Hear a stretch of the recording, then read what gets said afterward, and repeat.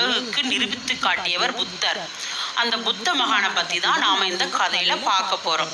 ஒரு மாலை வேளை புத்தர் தன் சீடர்களுடன் ஒரு ஊருக்கு சென்று கொண்டிருந்தார். அப்போது ஆடு மேய்க்கும் ஒருவன் தனது ஆட்டு மந்தையை கம்பால் விரட்டி விரட்டி அடித்தான். ஆடுகள் எல்லாம் பயந்தபடி வேகமாக தனது இருப்பிடத்தை நோக்கி ஓட ஆரம்பித்தது.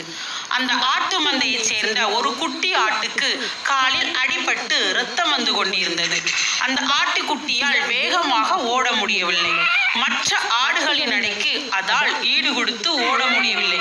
ஏனென்றால் அந்த ஆட்டுக்குட்டியின் காலில் இரத்தம் வந்து கொண்டு இருந்தது. இருந்தாலும் ஆடு மேய்ப்பவன் தன் கையில் வைத்திருந்த குச்சியால் அந்த குட்டி ஆட்டை இரக்கமின்றி வேகமாக அடித்தான்.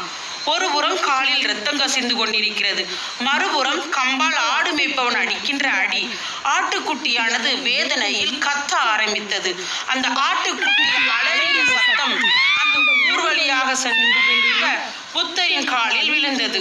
உடனே புத்தர் தன் சீடர்களுடன் சத்தம் கேட்ட இடத்திற்கு ஓடி வந்தார். புத்தர் அந்த ஆட்டுக்குட்டியை